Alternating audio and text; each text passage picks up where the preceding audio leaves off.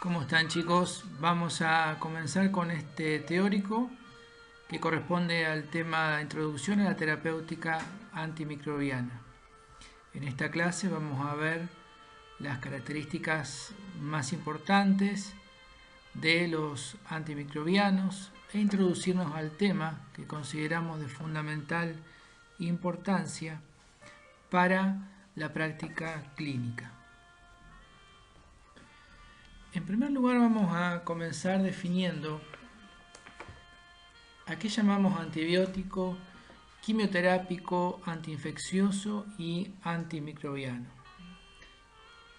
Originalmente se le asignaba el término antibiótico a los fármacos antiinfecciosos que eran producidos por microorganismos y que tenían la capacidad de inhibir el crecimiento o eliminar a otros microorganismos, es decir, que tenían un origen natural.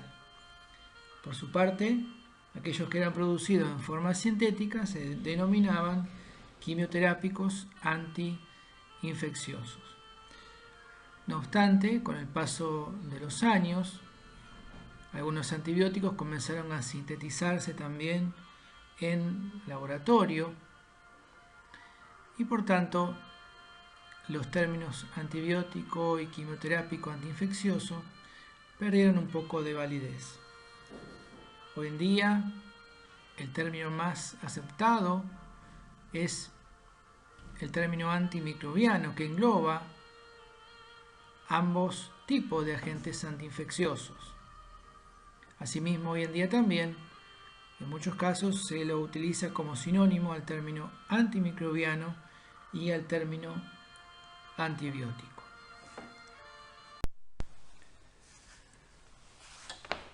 El desarrollo de los antimicrobianos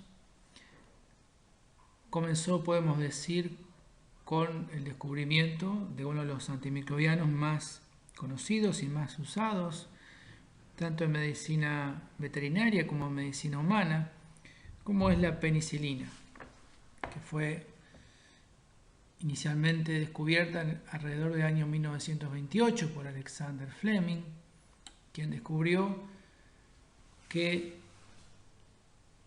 bacterias que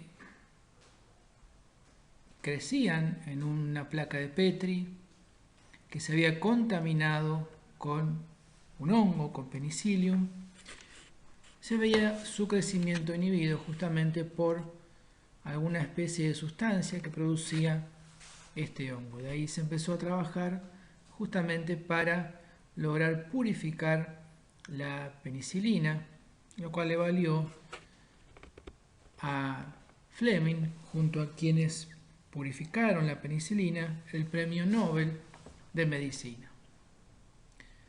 También las sulfamidas son sin duda algunos de los antimicrobianos de más larga data, más antiguos, que comenzaron a utilizarse y a sintetizarse alrededor del año 1936 por Domark y que aún hoy en día también tienen utilidad terapéutica. Otro hito muy importante fue el comienzo del uso clínico de las penicilinas alrededor del año 1941. Fue muy importante su uso durante la Segunda Guerra Mundial, salvando muchas vidas de soldados que justamente eran heridos en esta contienda. Simplemente para mencionar que hoy en día se avanzó mucho y hay una gran cantidad de antimicrobianos que día a día aún se va actualizando. No obstante, hoy en día también nos encontramos con una situación que es la resistencia que se está produciendo, resistencia antibacteriana, a muchos antibióticos antiguos y también algunos nuevos, lo cual representa un continuo desafío y por lo cual es importante, consideramos, que los antimicrobianos se usen de una manera racional, coherente y que la persona y el profesional que los utilice tenga una real conciencia y conocimiento de lo valioso que es el mantener la eficacia de los antimicrobianos. Es sin duda importante recordar que la necesidad de uso de un antimicrobiano depende de varios factores y que asimismo existe una interacción entre el mismo, o sea, el antimicrobiano, el animal y asimismo el microorganismo. Es decir, sabemos que en el organismo humano y animal existen bacterias que son inocuas, que son simbiontes o que no causan enfermedad, pero ante diversas circunstancias pueden transformarse en patógenas o bien las mismas ingresar vía externa por una herida o por contaminación, y de esa manera, cuando logran colonizar tejidos sensibles o cuando ese animal no logra controlar esa infección de una manera natural, se produce la enfermedad que va a requerir entonces el empleo de los antimicrobianos, de los cuales es importante conocer entonces las principales características, su espectro, su potencia,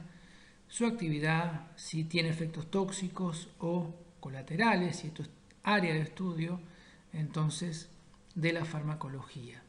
Pero como decíamos también, el antimicrobiano interactúa también con el animal, asimismo la bacteria, y podemos decir que sin duda es importante conocer el estado fisiológico o patológico del animal, si hay patologías previas, si hay inmunodepresión, si existen enfermedades previas que puedan estar predisponiendo a una infección.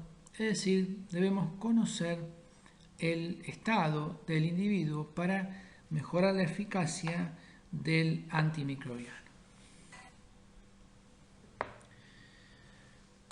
Podemos caracterizar la sensibilidad de los microorganismos en tres grandes grupos. Podemos decir en primer lugar que una bacteria es sensible cuando el antimicrobiano inhibe o mata a ese microorganismo en posologías o en dosis terapéuticas. En este caso, entonces, la bacteria es sensible. En segundo lugar, puede ser medianamente sensible cuando el antimicrobiano inhibe el crecimiento o mata a dicho microorganismo, pero en posologías, en dosis superiores a las terapéuticas. Y por último, consideramos a un microorganismo como resistente cuando solo puede ser inhibido o eliminado por concentraciones tóxicas del antimicrobiano, tóxicas para el individuo, para el animal, o concentraciones superiores a las que alcanza dicho antimicrobiano en un tejido, o finalmente también lo consideramos resistente cuando ese microorganismo no es inhibido o eliminado por el antimicrobiano. Es decir, en cualquiera de estas tres circunstancias, entonces consideramos a esa bacteria como resistente y no está indicado el uso de ese antimicrobiano o grupo de antimicrobianos. Bien, veamos algunos conceptos que nos ayuden a entender y estudiar la sensibilidad de algunas bacterias o microorganismos frente a los distintos antimicrobianos. Es importante recordar también que esta sensibilidad puede variar a lo largo del tiempo, es decir, lo que hoy consideramos como bacterias sensibles debe ser evaluado periódicamente porque, como dijimos anteriormente, hoy en día existen muchas cepas o especies bacterianas que se han transformado en resistentes a antibióticos que anteriormente eran eficaces frente a ellas. Veamos entonces tres conceptos muy importantes que nos ayudan a determinar entonces la sensibilidad de las bacterias a los antimicrobianos. El primero de ellos es la concentración inhibitoria mínima o CIM. En segundo lugar, la concentración bactericida mínima o CBM. Y por último, el efecto post-antibiótico o EPA. Veamos ahora a qué corresponden cada uno.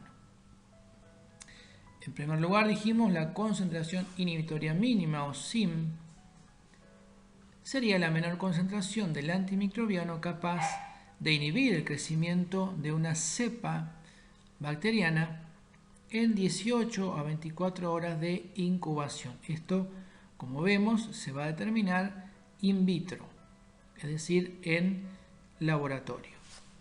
Lo que tenemos allí en la imagen es un ejemplo, ¿sí? En el primer ejemplo de la izquierda vemos lo que se llama una determinación de concentración inhibitoria mínima por el método de macrodilución. Es decir, se van haciendo diluciones seriadas de un antibiótico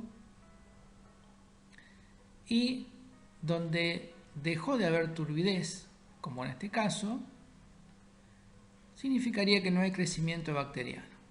Esta es la mínima concentración del antibiótico que inhibe el crecimiento de la bacteria. Por eso vemos una solución límpida.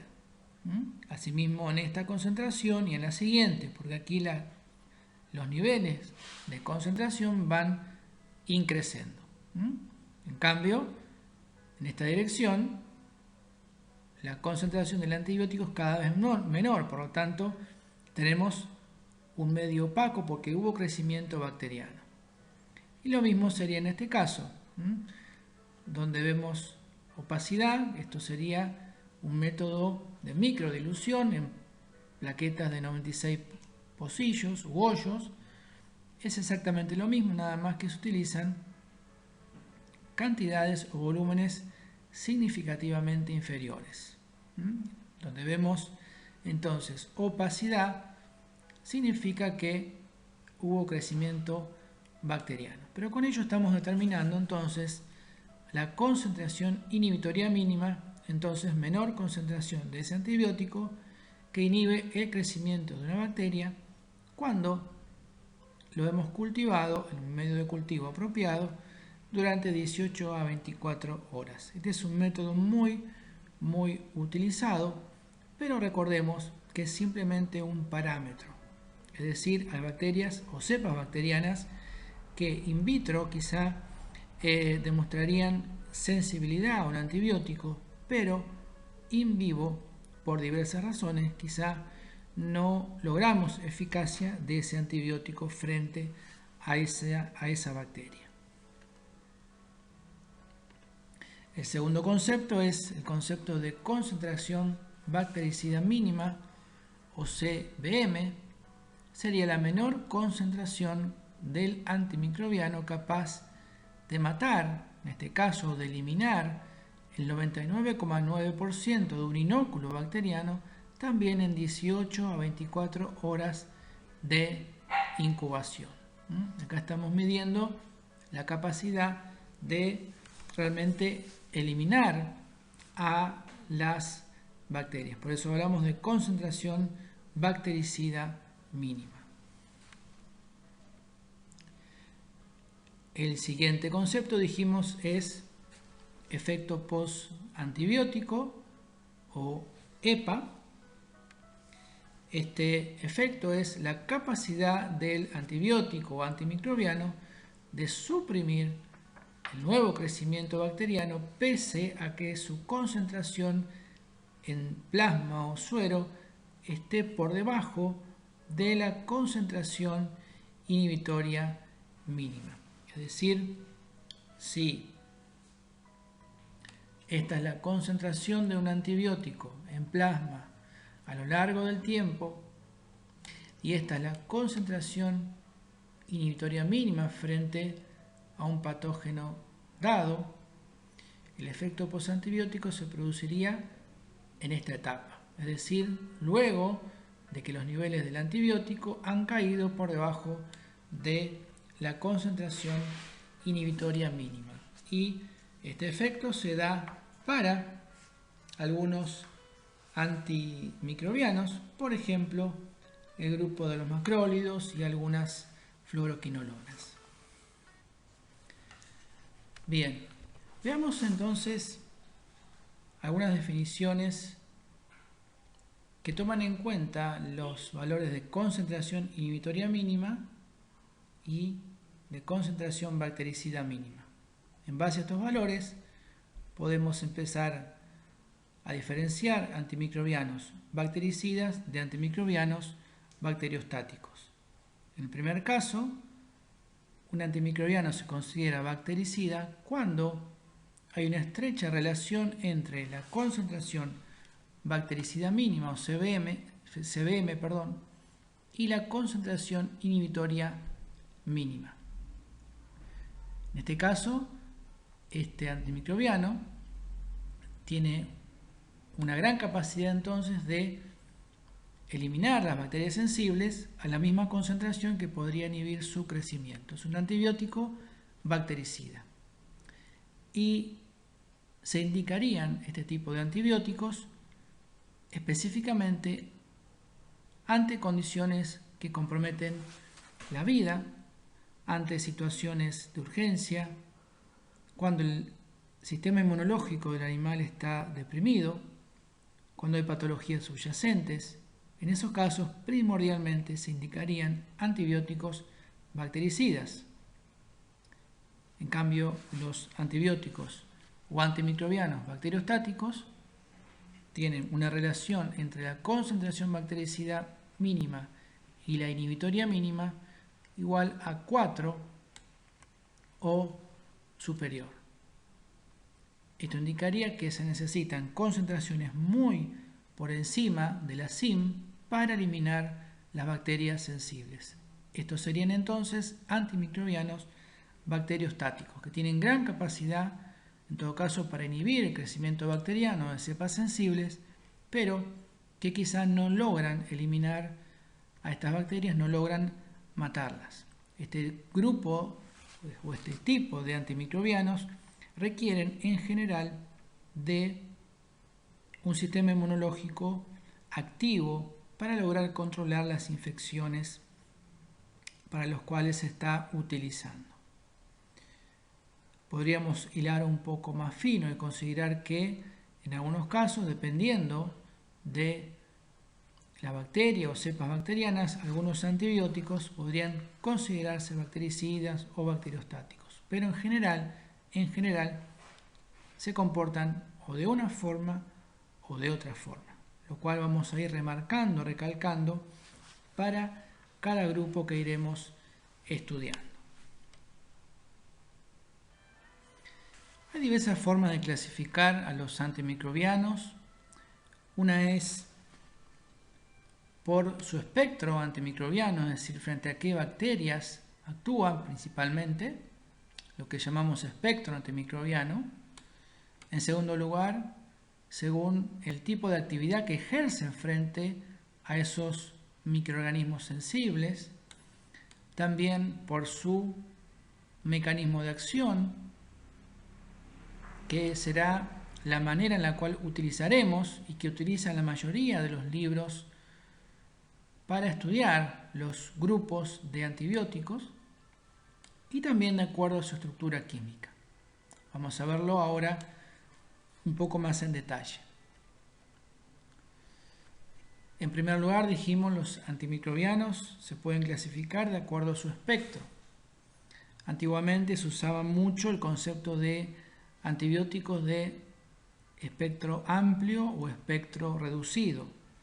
Se consideraba antibióticos de espectro amplio a aquellos que, además de inhibir bacterias gram positivas, gram negativas.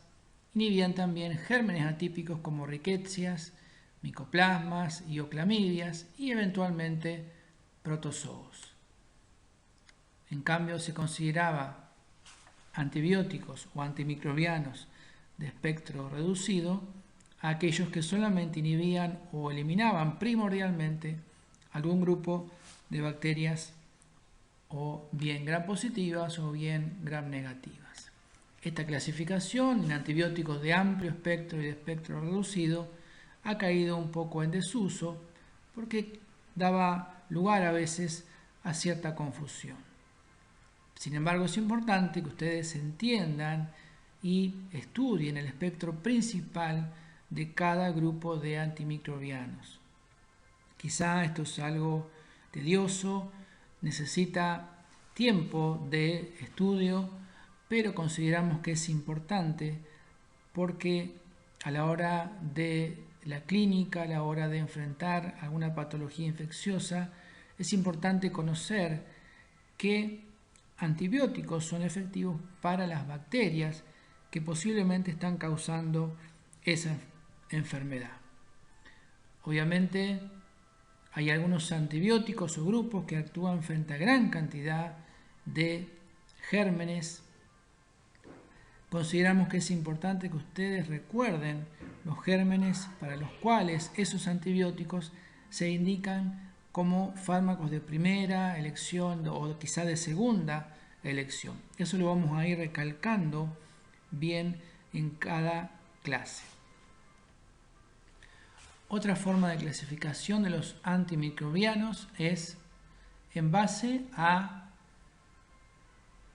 el tipo de actividad que ejercen frente a los microorganismos sensibles. Dijimos recién, podemos encontrarnos con antibióticos bacteriostáticos que van a inhibir o retrasar el crecimiento y multiplicación bacteriana. Dentro de estos antibióticos encontramos, por ejemplo, tetraciclinas, sanfenicoles, macrólidos, lincosamidas, etc.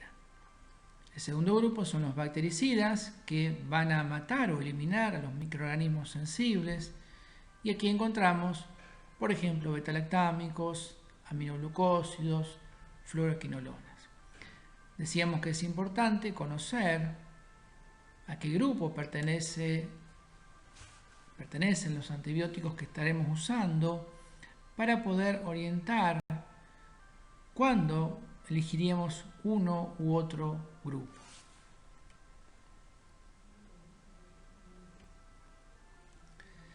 Dijimos también que se podían clasificar de acuerdo a su mecanismo de acción, recordando que el mecanismo de acción implica cómo interactúa el antibiótico con su receptor o sobre la bacteria. Básicamente, y dijimos que vamos a tomar esta clasificación para estudiar los distintos grupos de antimicrobianos. Básicamente tenemos algunos antibióticos que actúan frente a la pared celular inhibiendo justamente su síntesis. Por ejemplo, encontramos allí betalactámicos, penicilinas y cefalosporinas dentro de este grupo, betalactámicos, glucopéptidos como vancomicina, epóxidos, fosforados, polipeptídicos. Tenemos un segundo grupo que inhiben la síntesis proteica y allí encontramos aminoglucósidos, tetraciclinas, macrólidos y otros grupos. Simplemente ustedes deberán recordar entonces cómo es el mecanismo de acción para poder justamente también entender en algunos casos qué tipo de efecto van a tener estos fármacos.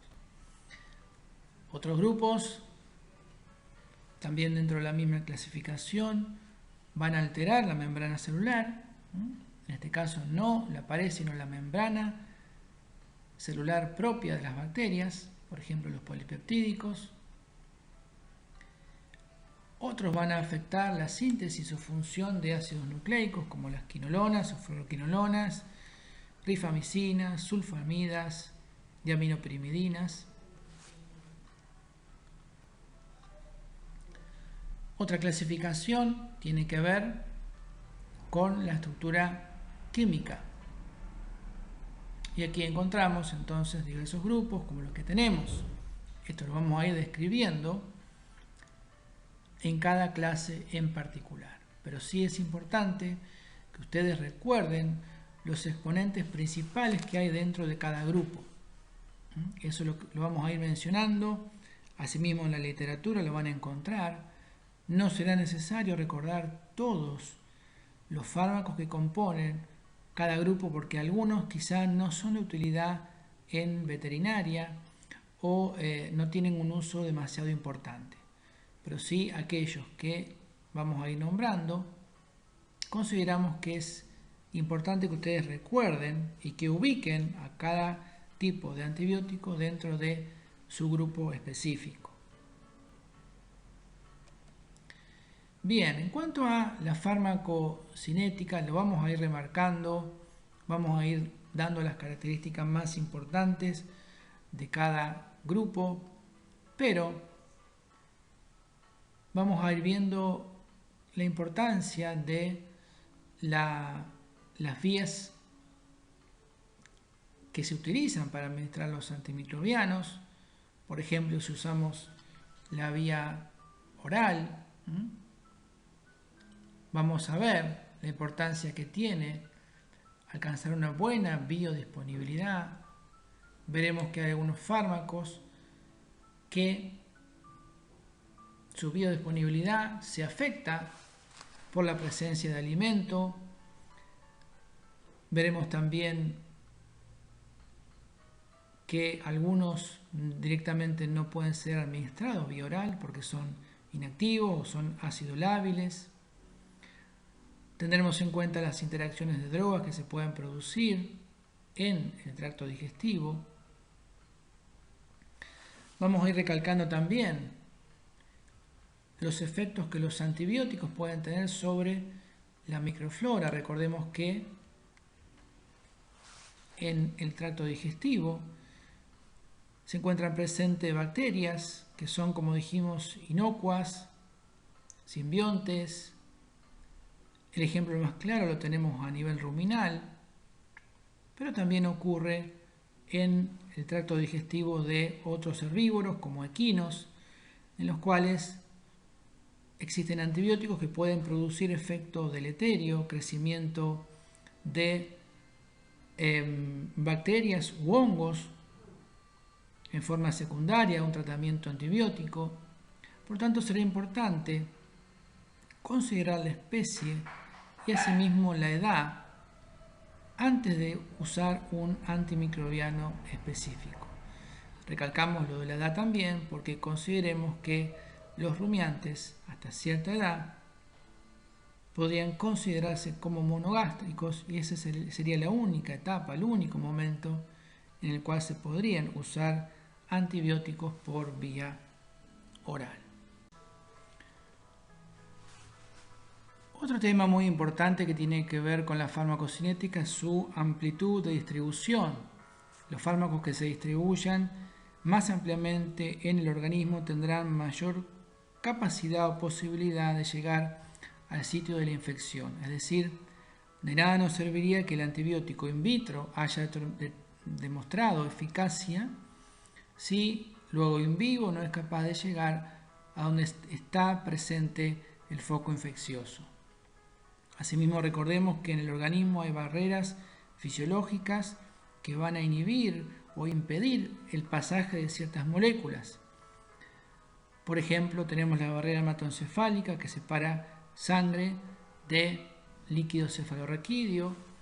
Esta barrera es bastante selectiva y es la que impide el pasaje de muchas moléculas y que obviamente también puede inhibir el pasaje de los antimicrobianos. Por lo tanto, si necesitamos hacer un tratamiento específico de infecciones del sistema nervioso central como una meningitis, deberemos evaluar si ese antibiótico es capaz de difundir a través de la barrera hematoencefálica. Esto lo vamos a ir destacando en cada clase. Otra barrera es la barrera placentaria, que es mucho menos específica, mucho menos selectiva que la barrera hematoencefálica, pero aquí sí es importante, sobre todo, prevenir el desarrollo de fenómenos de toxicidad sobre embriones o sobre fetos, fenómenos de teratogenicidad que podrían producirse con el uso de los antimicrobianos en hembras gestantes. Y otra barrera también del organismo importante desde el punto de vista de la terapéutica antimicrobiana es la barrera sangre-leche, la cual muchas veces podemos utilizar esta barrera con un fin terapéutico, es decir, si ustedes ven este esquema que tenemos aquí, representa esquemáticamente la diferencia entre la leche con un pH siempre más ácido que el plasma. Esto es humanos, pero en la leche, por ejemplo, de bovinos está en un pH de 6,8 aproximadamente. Cuando, por ejemplo, una base débil se administra vía sistémica, esa base débil se encuentra principalmente en forma no ionizada, porque es una base débil que se encuentra en un pH que es levemente básico. Entonces, gran parte de las moléculas se encuentran no ionizadas, difunden a través de esta barrera, sangre-leche, y cuando llegan a leche se encuentran con un pH, dijimos, levemente más ácido, lo cual implica que gran parte de las moléculas que atraviesan esta barrera pasan del estado no ionizado a su estado ionizado.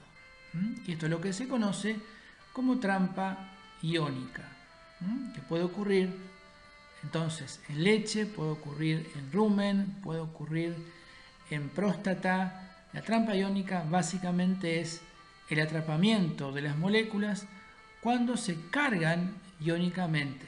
Simplemente es eso. Esta trampa iónica podría utilizarse como una ventaja terapéutica, ¿no? Porque se está concentrando en este caso la molécula del lado de la glándula mamaria o la leche, lo cual nos podría servir en algunos casos para el tratamiento de fenómenos infecciosos como las mastitis.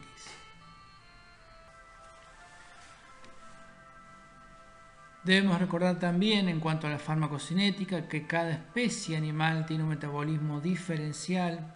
Mencionamos anteriormente los rumiantes que únicamente en etapas tempranas de la vida podrán ser tratados como especies monogástricas y de esa manera la única etapa entonces en la cual un tratamiento antimicrobiano vía oral sería aceptable.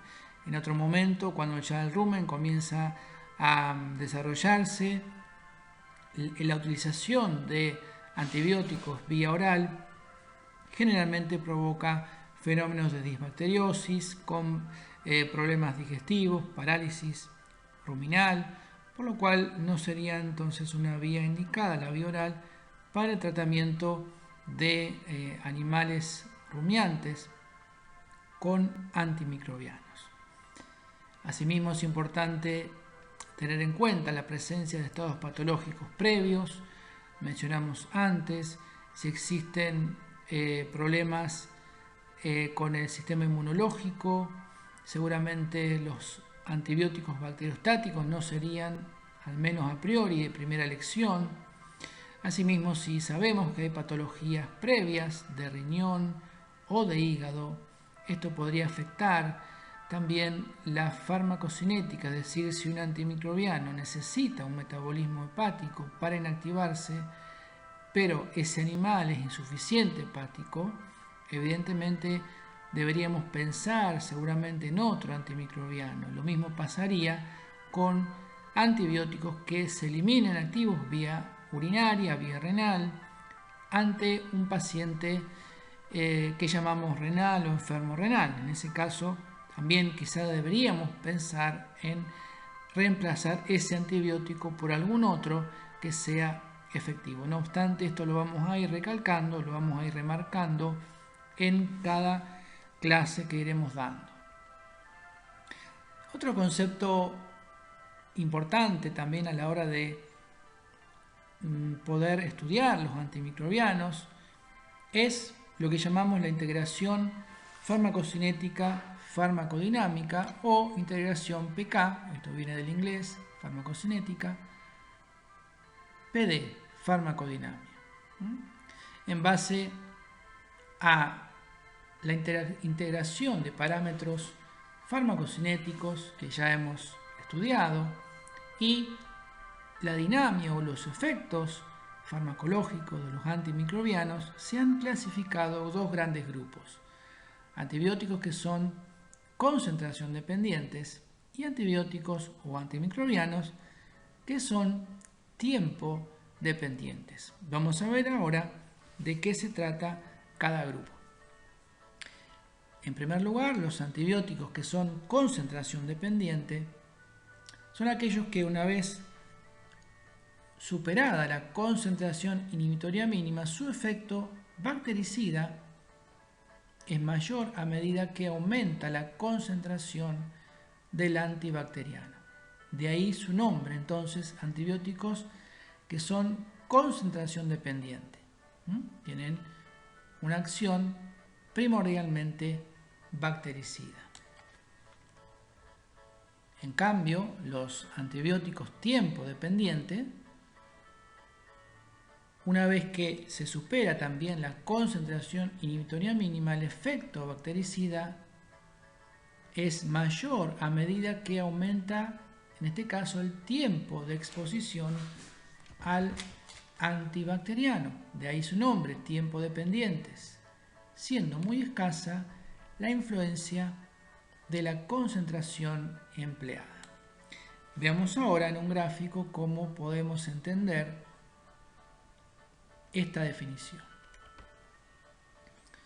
Lo que tenemos aquí graficado es la concentración a lo largo del tiempo en plasma de un antibiótico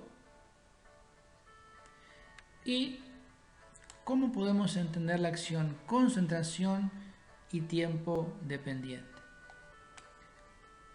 Cuando hablamos de antibióticos concentración dependiente, dijimos que el efecto bactericida aumenta cuando aumenta la concentración plasmática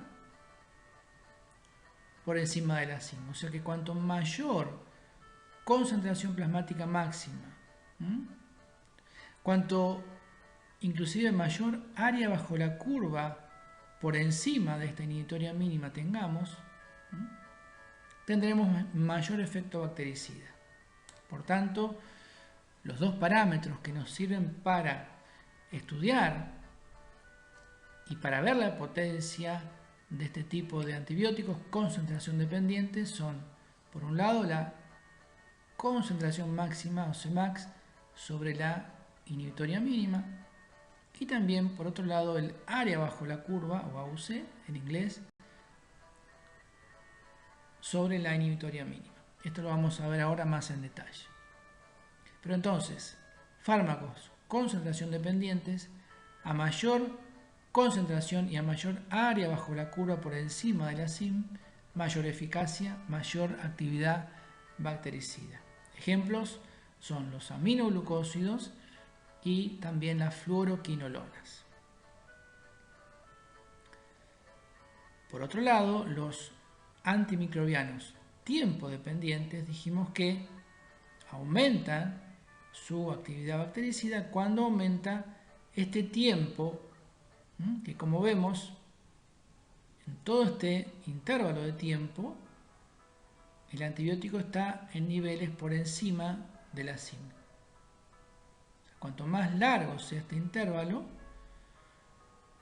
mayor la eficacia de antibióticos tiempo dependientes. Aquí encontramos como ejemplos a los beta-lactámicos, a las tetraciclinas, macrólidos, lincosamidas. La gran mayoría de los antibióticos son tiempo dependientes. ¿Cuándo consideramos que un antibiótico concentración dependiente alcanza eficacia frente a una determinada bacteria? Los parámetros PK/PD que nos sirven para indicar a priori eficacia son el valor de Cmax o concentración plasmática máxima sobre SIM, en este caso tiene que ser igual o superior a 10, y el área bajo la curva sobre SIM o inhibitoria mínima que tiene que ser igual o superior a 125. Si hay valores inferiores, estamos hablando de una posibilidad de que se produzcan o se seleccionen bacterias resistentes.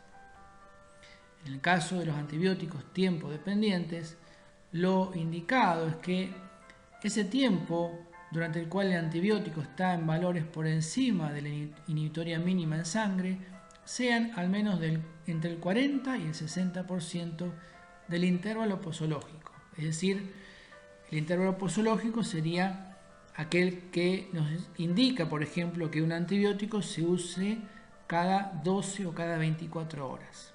Es decir, en esas 12 o 24 horas, por ejemplo, el 40-60% de ese tiempo deberían estar los valores en plasma por encima de la SIM para permitir una eficacia de ese antibiótico que es tiempo dependiente. Pasemos ahora a hablar de la resistencia bacteriana. Habíamos hablado de que la resistencia es un problema a nivel mundial, tanto en medicina veterinaria como principalmente en medicina humana. Es un tema realmente de mucha preocupación porque muchas bacterias anteriormente sensibles se han vuelto resistentes. Pero básicamente hay dos tipos de resistencia. Una es la resistencia que llamamos natural, constitutiva o intrínseca.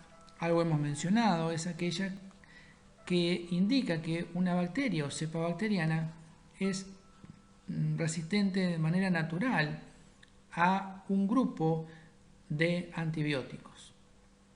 Esta resistencia quizá no es preocupante porque sabemos de antemano que quizá una bacteria es insensible o es resistente de forma natural a un antibiótico. La más preocupante es la resistencia adquirida, que es la que se produce por el uso o porque las bacterias van logrando desarrollar mecanismos de resistencia a los distintos antibióticos. Y aquí tenemos dos grandes grupos de resistencia adquirida. Tenemos la resistencia por mutación o cromosómica, que puede ser en un paso o de one step, también llamada tipo streptomicina, porque fue el primer antibiótico para el cual se demostró este tipo de resistencia, o en pasos múltiples o múltiple step. Esta es por mutación o cromosómica. Y en segundo lugar tenemos la extracromosómica o mediada por plásmidos, que es material genético extranuclear, que puede ser por transformación, transducción, conjugación o por genes saltadores o transposones. Dijimos que hay una resistencia adquirida que puede ser cromosómica o por mutación y que asimismo puede ser en un solo paso o en pasos múltiples. Dentro del primer grupo, aquella que se produce en un solo paso, decíamos también que es también llamada tipo streptomicina. Básicamente lo que se descubrió es que algunas bacterias lograban modificar por mutación cromosómica el receptor a nivel de ribosoma. Lo que normalmente ocurría es que la streptomicina se unía entonces a su receptor en el ribosoma bacteriano, inhibiendo la síntesis proteica. Pero cuando ocurre una mutación, el antibiótico ya no logra unirse, como vemos, a su sitio de unión, a su receptor, y de esa manera no logra inhibir la síntesis bacteriana y esa bacteria se transforma en resistente.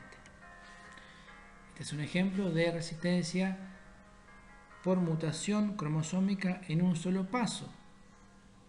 Dijimos también que podía producirse en múltiples pasos, pero la consecuencia es exactamente la misma. Dentro del grupo de las resistencias adquiridas de tipo extracromosómico tenemos la que se produce por transformación, que es de muy poca importancia clínica porque no se produciría en vivo, sí in vitro, y que es básicamente cuando un fragmento de ADN que se ha alisado de una célula donante es capaz de ser transmitido a una célula receptora, a una bacteria receptora, y de esa manera modificar el material genético de esta célula receptora y transformarla en resistente. Este mecanismo, dijimos, no se produciría en vivo, por lo cual no es importante. Otro mecanismo de resistencia extracromosómico es el llamado transducción, en el cual un virus bacteriano o bacteriófago infecta una bacteria, se produce luego lisis de la bacteria con liberación de viriones que transfieren el material genético a una bacteria receptora, y de esa manera se logra transmitir la resistencia. Este tipo de resistencia es común en bacterias gram positivas, por ejemplo, Staphylococcus aureus, cuyo mecanismo de resistencia principal es la producción de beta-lactamasas. Otro mecanismo de resistencia extracromosómica es por conjugación, que implica la utilización de un pili sexual, donde tenemos una célula dadora, resistente, que se va a conjugar con una célula receptora, y ambas entonces adquieren los mecanismos de resistencia. Esta forma es muy común en bacterias gram negativas, por ejemplo, Salmonella y Escherichia coli. Por último tenemos los mecanismos de transposones o genes saltadores, que es material genético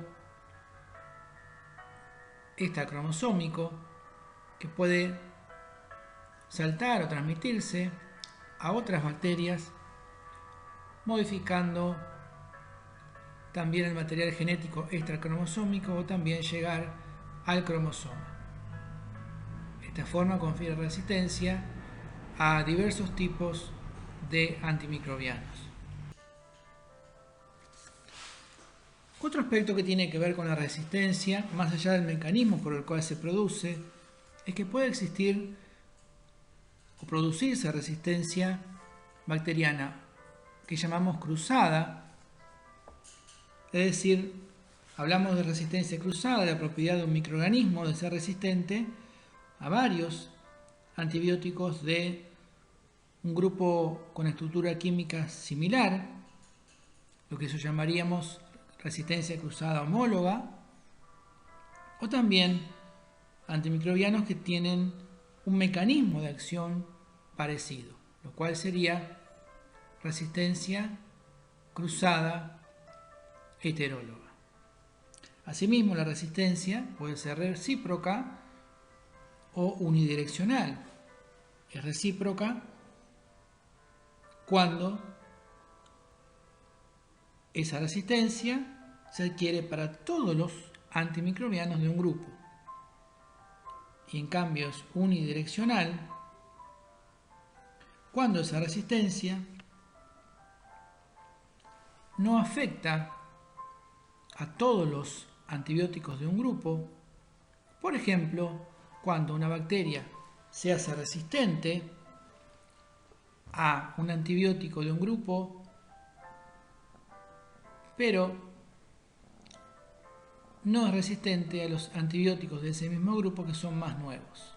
Por ejemplo, quizá una bacteria puede ser resistente a la gentamicina, que es un aminoglucósido bastante antiguo, pero quizá no lo es a la amicacina, que es un antimicrobiano aminoglucósido un poco más nuevo. Esto sería resistencia entonces unidireccional. Lo importante es entender respecto a la resistencia que quizá hoy hablamos de gérmenes que quizá no son resistentes, pero reiteramos el concepto. Esto debe ser evaluado periódicamente y cuando una terapéutica antibiótica no es efectiva, quizá deberíamos pensar en la presencia de bacterias que se han transformado en resistentes o cepas que se han transformado en resistentes.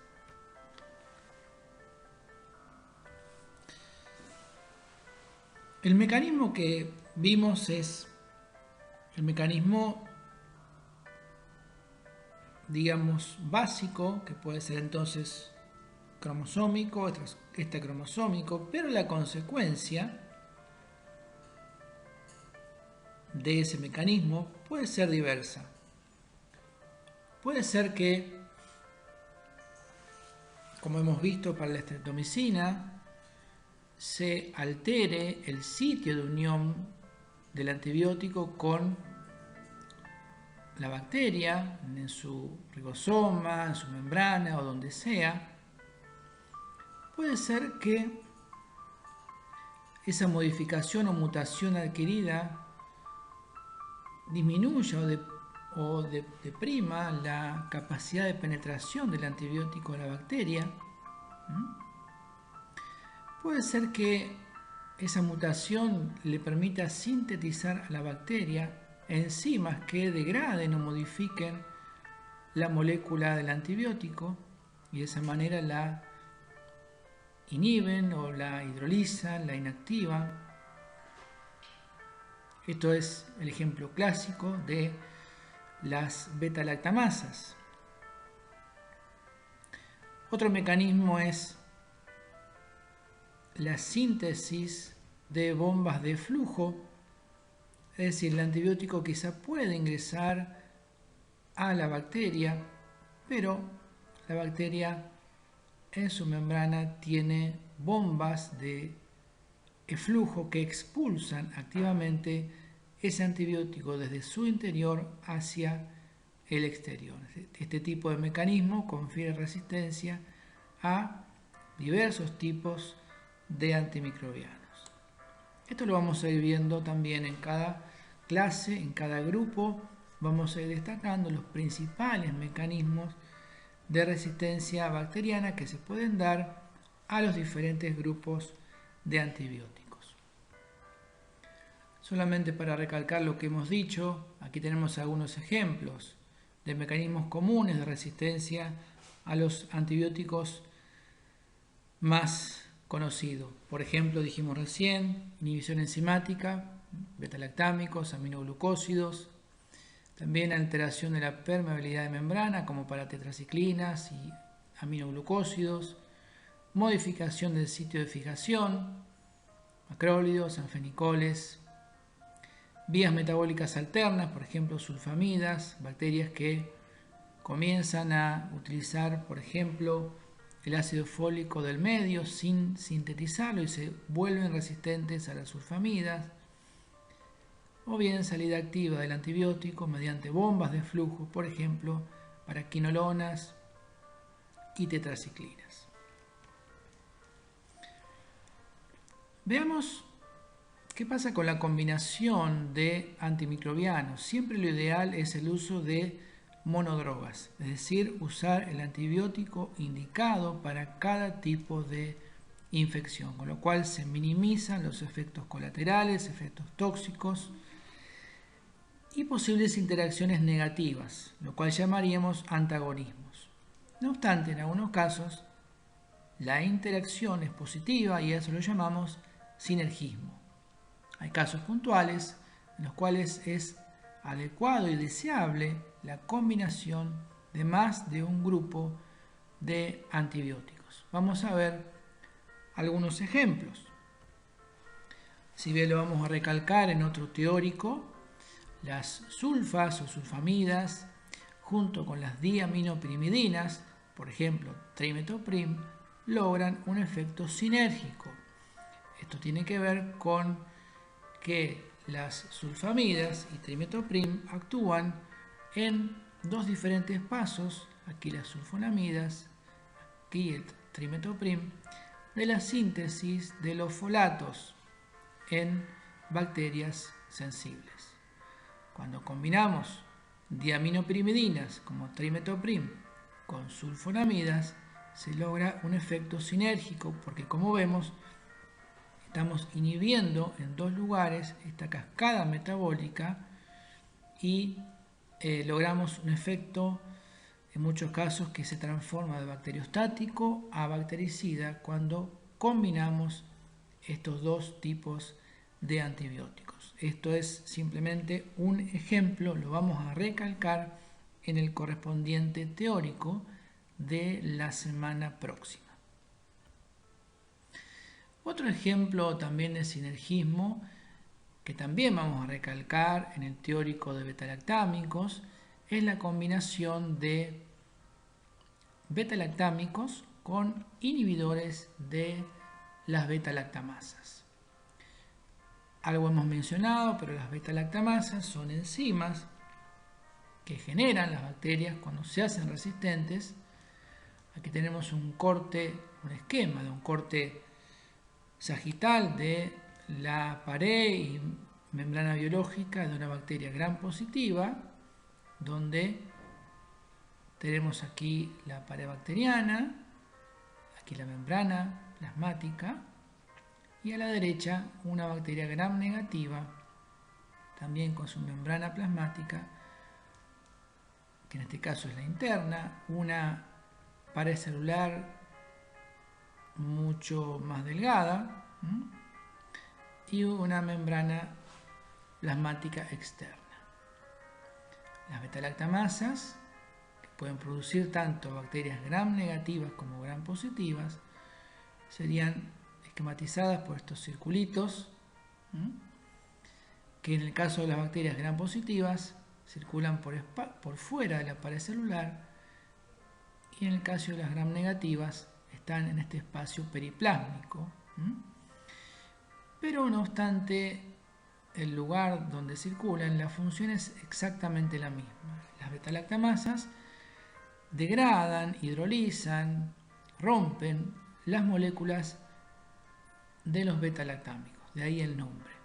Hay una gran cantidad de betalactamasas y, no obstante, cuando usamos inhibidores de las betalactamasas como el ácido clavulánico, logramos que el antimicrobiano, en este caso amoxicilina, por ejemplo, logre eficacia inclusive frente a bacterias productoras de betalactamasas. Esto lo vamos a recalcar, repetimos, en el correspondiente teórico, pero es otro ejemplo de un efecto sinérgico.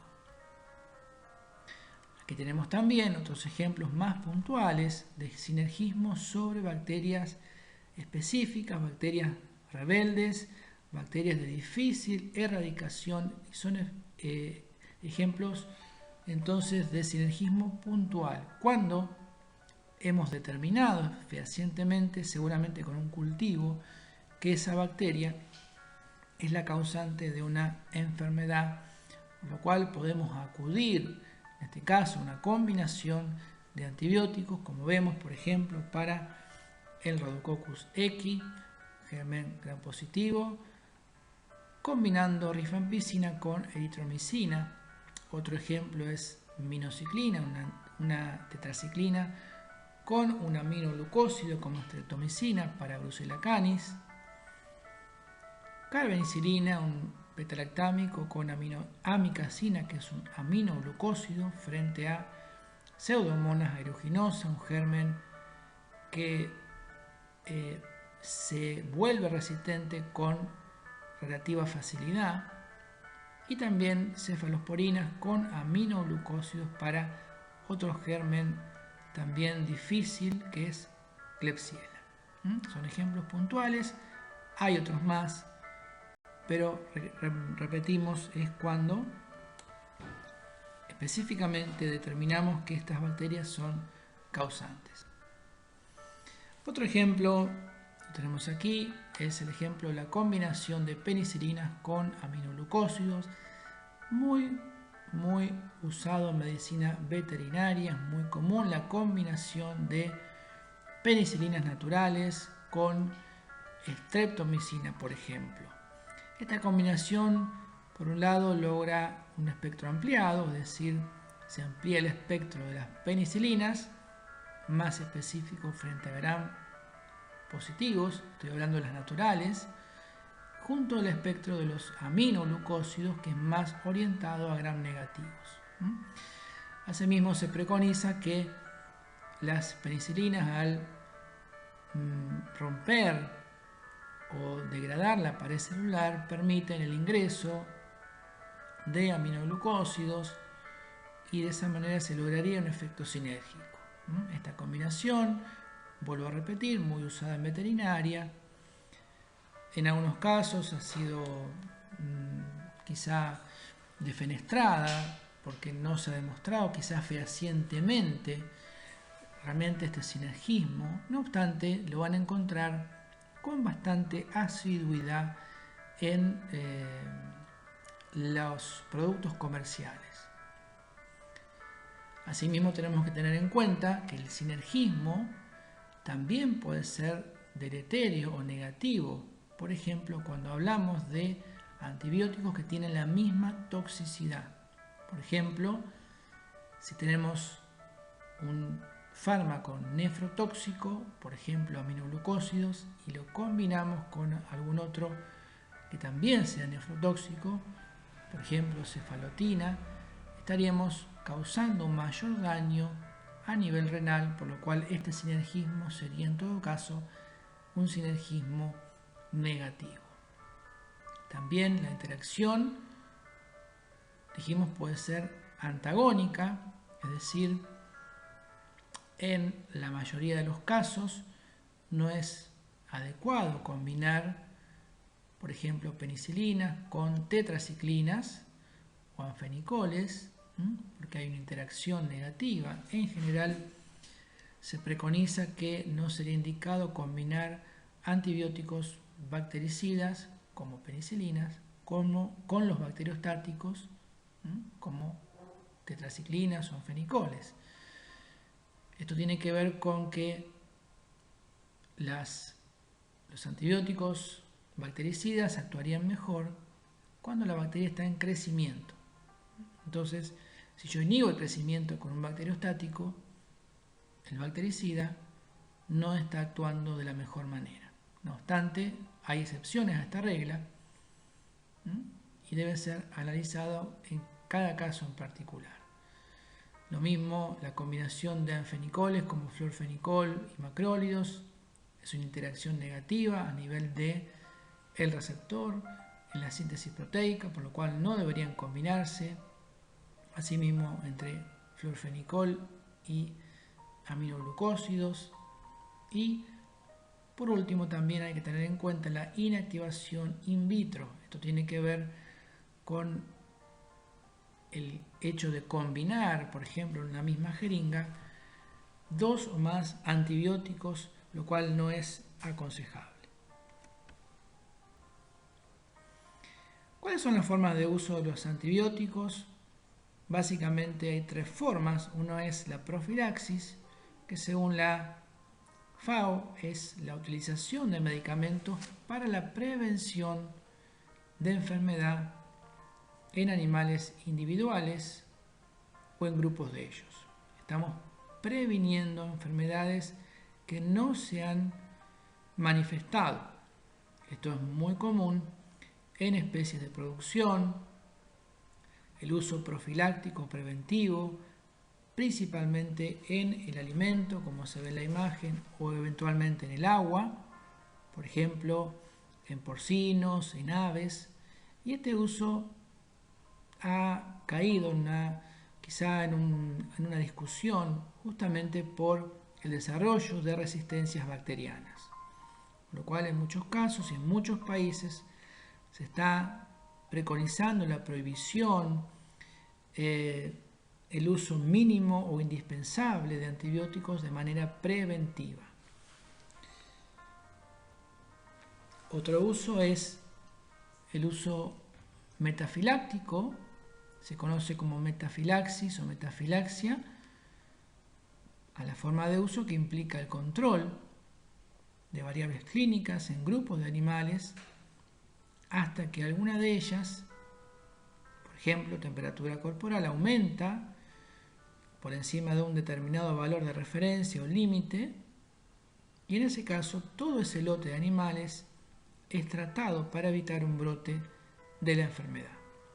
El ejemplo típico de esto es, por ejemplo, el tratamiento metafiláctico en los engordes a corral o feedlot, en los cuales los animales periódicamente son controlados, principalmente animales que están ingresando a un establecimiento, y si alguno de ellos o un grupo determinado presenta valores, por ejemplo, de temperatura por encima de lo normal, todo ese lote, todo ese grupo es tratado porque se presupone que está incipiente la enfermedad, en este caso la enfermedad respiratoria bovina, la cual es muy común en ese caso. Esto sería tratamiento entonces metafiláctico. Por último, el tratamiento ante la enfermedad, ante los síntomas, sería el tratamiento terapéutico. Es cuando tenemos clínicamente manifestada una enfermedad. Quizá es el uso más conocido o más común, pero vemos que no es el único. ¿Cuáles son entonces los criterios básicos que consideramos fundamentales a la hora de usar un antibiótico? No debería usarse un criterio generalista o la simple costumbre de uso de un antibiótico en un establecimiento, en una zona, sino que hay criterios básicos que ustedes tienen que tener en cuenta para elegir un tipo de antibiótico. Una de las formas de elegir un antibiótico es de acuerdo al microorganismo causal. Quizá lo más indicado sería el análisis de laboratorio y el llamado antibiograma, es decir, tomar una muestra de ese sitio de infección, ese foco infeccioso, analizar y determinar mediante discos que contienen distintas concentraciones de antibiótico cuál es el más indicado. Aquí vemos cómo inhiben el crecimiento bacteriano. ¿Cuál es el más indicado para tratar esa infección? Esto obviamente no se hace siempre, pero sería lo ideal, principalmente cuando otras terapias han fallado o cuando ese animal tiene recidivas de una enfermedad infecciosa. También puede hacerse por antecedentes de sensibilidad, es decir, si conocemos o hemos aislado la bacteria, podemos saber que hay antibióticos de primera elección ante esa bacteria específica, otros de segunda elección y otros de tercera elección o alternativas. Es decir, esto lo vamos a ir recalcando para cada grupo de antibióticos para que ustedes conozcan más específicamente para qué tipo de enfermedad o bacteria es específico cada grupo de antibióticos. Otro criterio es según la enfermedad, es decir, si taxativamente hemos determinado que estamos frente a una enfermedad, hay antibióticos que a priori serían efectivos. Ejemplos hay muchos, mencionamos solamente algunos de ellos. Por ejemplo, si demostrásemos que el patógeno es Bacillus anthracis, el tratamiento indicado sería penicilina. Esto es obviamente clínicamente manifestado como carbúnculo. Si el diagnóstico es citacosis, el germen sabemos que es Clamidia psittaci y las tetraciclinas serían de elección. Simplemente vemos un par de ejemplos. Quizás un poco más complejo cuando las infecciones son mixtas, donde hay varios tipos de gérmenes causantes de estas patologías. Por ejemplo, enfermedad respiratoria o digestivas también.